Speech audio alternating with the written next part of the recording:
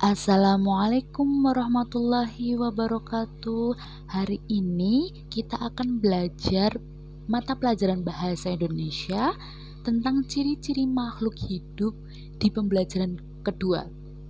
Kalau kemarin di pembelajaran pertama kita belajar beberapa ciri-ciri makhluk hidup.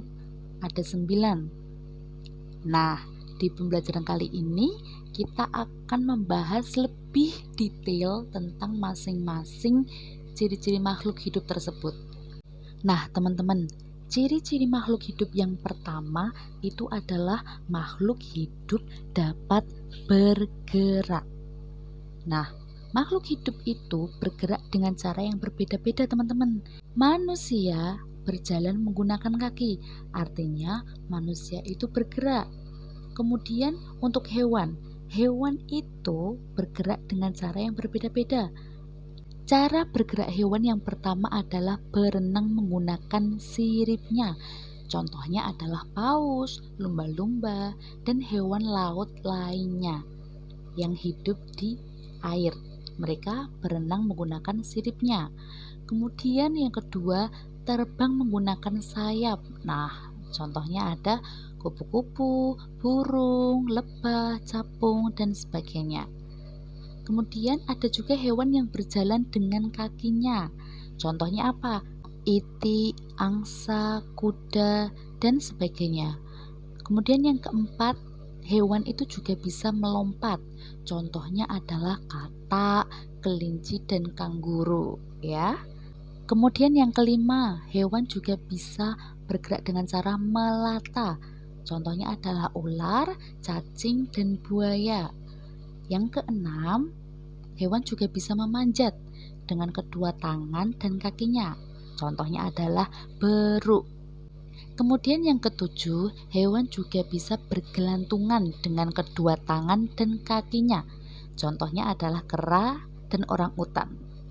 Nah, sekarang, apakah tumbuhan juga bergerak? Ya, tumbuhan juga bergerak. Jika kita perhatikan, pucuk tumbuhan umumnya itu akan bergerak menuju ke arah datangnya sinar matahari.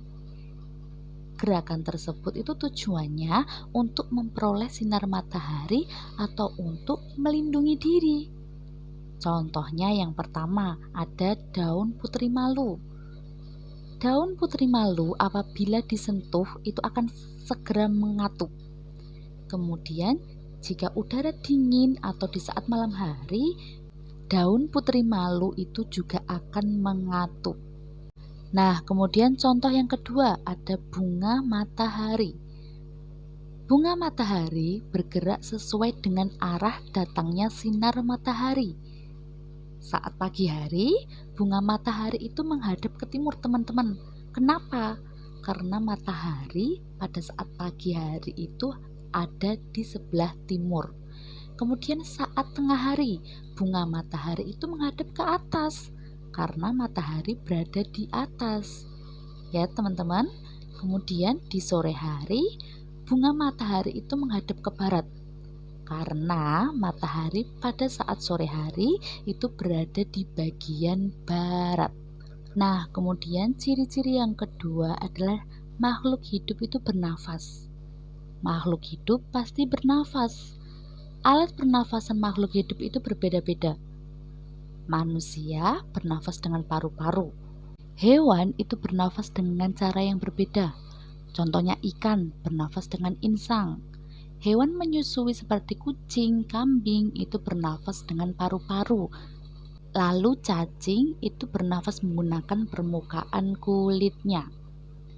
Nah, sekarang tumbuhan itu apakah juga bernafas, Ustazah? Jawabannya adalah ya, tumbuhan itu juga bernafas. Nah, tumbuhan juga mempunyai alat pernafasan, teman-teman. Udara masuk ke dalam tumbuhan melalui permukaan bawah daun, akar, dan batang. Nah, alat pernafasan pada tumbuhan itu disebut dengan stomata atau mulut daun.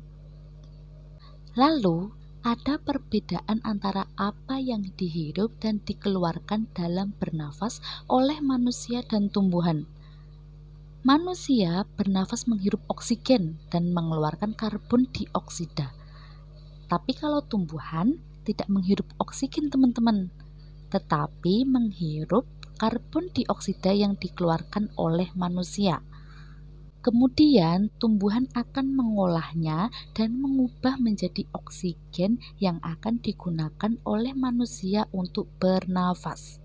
Maka dari itu, manusia tidak akan kehabisan oksigen selama masih ada tumbuhan. Nah, sekarang yang ketiga, makhluk hidup itu bertumbuh dan berkembang. Di sini ada gambar manusia, tumbuhan, dan hewan. Yang pertama manusia. Manusia itu tumbuh dari bayi, kemudian menjadi anak-anak sampai dewasa. Itu mengartikan manusia bertumbuh dan berkembang. Kemudian yang kedua ada tumbuhan, dari biji, tumbuh akar, tumbuh daun, kemudian tumbuh bunga, dan seterusnya. Itu mengartikan bahwa tumbuhan itu juga bertumbuh dan berkembang. Kemudian untuk hewan, di sini contohnya ada ayam. Ayam itu berasal dari telur, kemudian dia menetas, lalu menjadi anak ayam dan tumbuh menjadi ayam dewasa. Itu artinya ayam atau hewan itu juga bertumbuh dan berkembang. Nah, sekarang sudah selesai, teman-teman. Apabila ada pertanyaan, silahkan tanya dengan Ustazah ya. Wassalamualaikum warahmatullahi wabarakatuh.